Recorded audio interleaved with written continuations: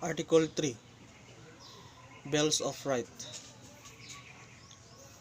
Section 1. No person shall be deprived of file liberty or property without due process of law, nor shall any person be denied the equal protection of the law. Section 2.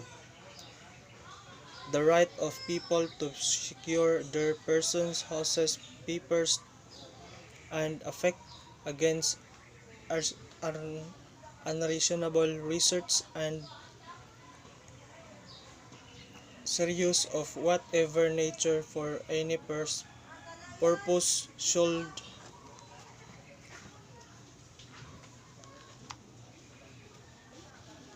be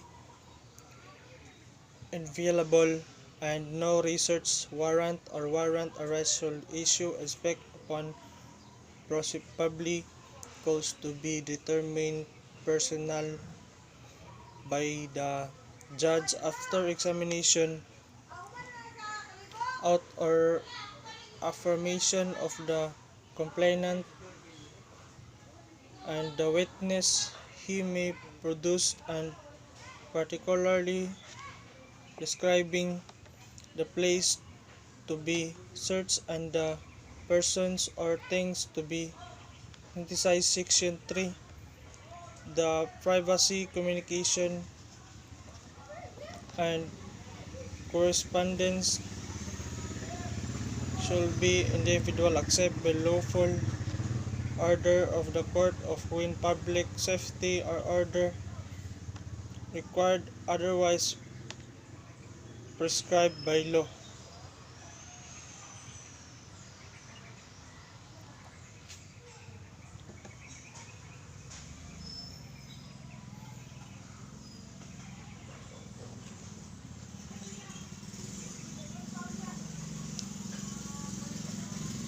Any evidence obtained in violation of this or the preceding section shall be inadmissible for any purpose in any preceding section. 4. No law shall be passed abridging the freedom of speech, of expression of the press, of the right of the people peaceable, of actionable and petition of government, redress of grievance. Section 5. No law shall be made respecting on establishment of religion, of prohibiting the faith exercise there, of free exercise religious of profession and worship without discrimination, of preference shall forever be allowed. No religious test shall be required for the exercise of civil or political rights. Section 6. The rights of abode and changing the same within the limits prescribed by law shall not be impaired except upon lawful order of the court. Neither shall be right to travel impaired except in the interest of national security, public safety, and public health as may be provided by law.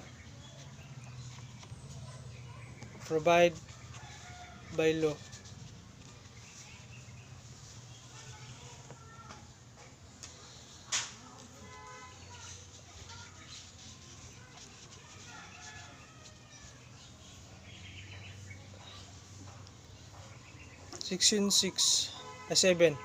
The right of the people of information and matter of public concern shall be recognized. Access of the official record and to documents and paper pertaining to official act of transaction of the discussion while as to government research and data use for basis for policy department development shall be afford the citizen suspect to such as limitation as may be provided by law. Section 8. The right of the people, including this employee, in the public and private sector to form unions, association, or societies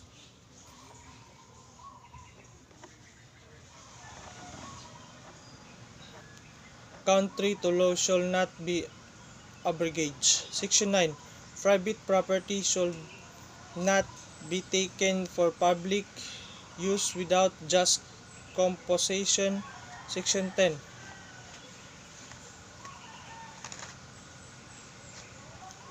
No law impairing the obligation of contract shall be passed.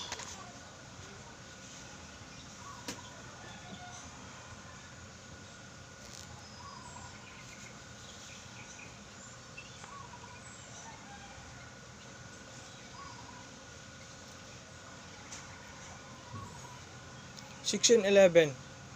Free access to the court and quasi-judicial bodies and update legal assistance shall not be detained to any person by reason of poverty. Section 12. Any person under investigation for the commission of an offense shall have a right to be informed of this right, to remain silent, and to have complainant and independent counsel, preferably of his own choice. If the person cannot afford to convest of counsel, he must be provided with one. This right of cannot be waived aspect of writing and in the presence of counsel.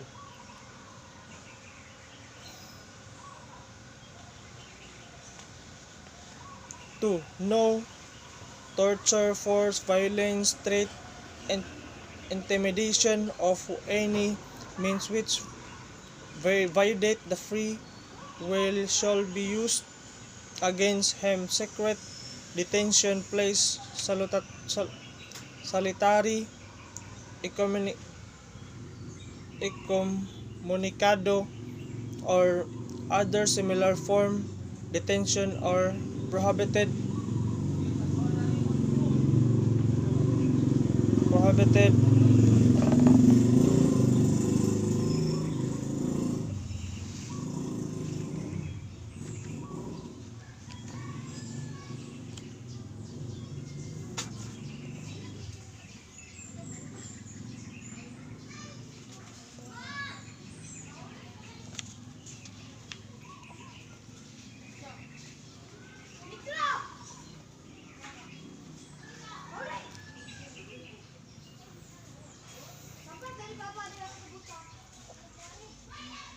the law shall provide for penal civil sanction for violation of this section, as well as compensation to rehabilitation of victims of torture or similar practices and their families. Section 15 A13.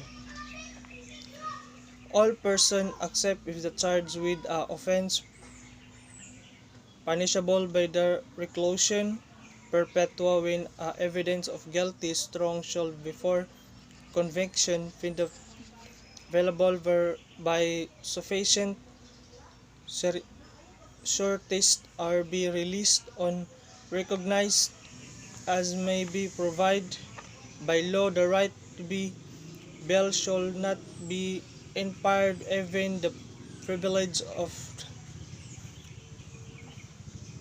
writ of habeas corpus suspended. Excessive bail shall not be required. Section 14. No person shall be held answer for a criminal offense without due process of law.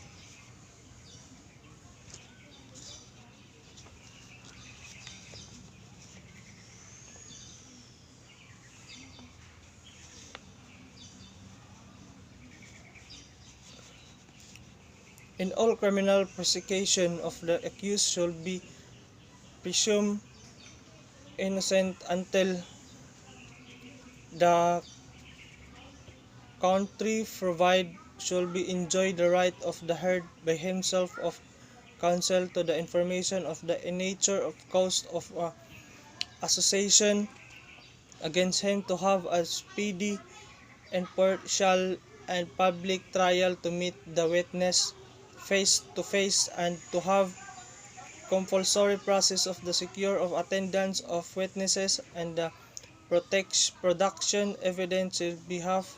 However,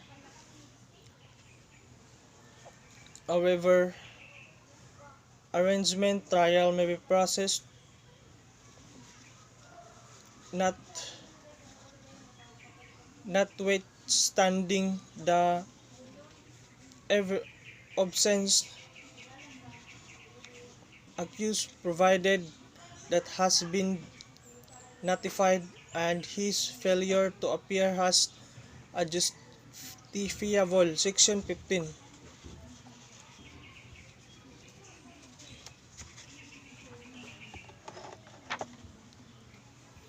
The privilege of the right of habeas corpus should not be suspended except in the case of invention or rebellion when the public safety require it. Section 16.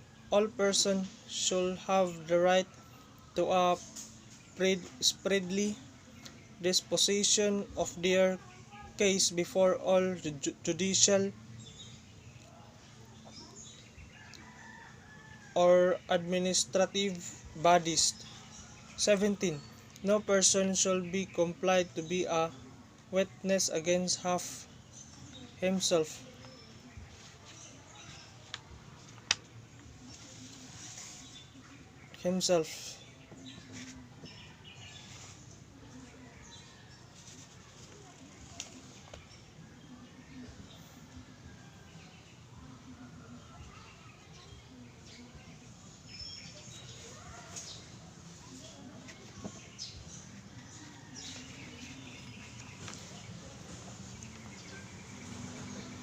Section 18. No person shall be detained slowly by reason of these political belief and aspirations. No involuntary servitude in any form shall exist expect as a punishment for a crime whereover the party should have been convicted. Section 19. Excessive fine should not be imposed nor degrading or inhuman punishment include, neither should the death penalty be imposed unless for complying reasons involving heinous crime. The Congress hereafter provide for it any death penalty, deadly imprisonment shall be reduced reclusion perpetua.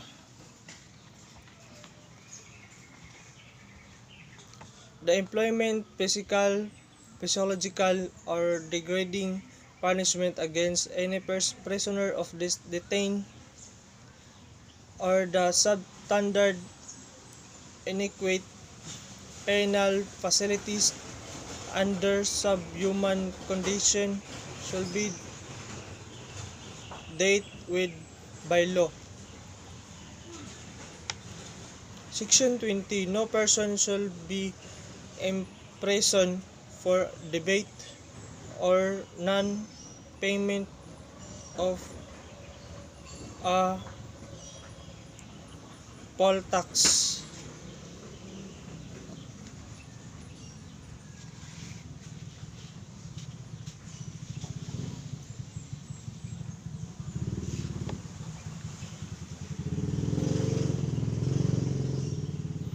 Section 21. No person shall be twice put in party of punishment for same offense if an act of punished by a law and on ordinance, conviction, or acquittal under either shall constitute a bar of another prosecution for the same act. That's all. Thank you.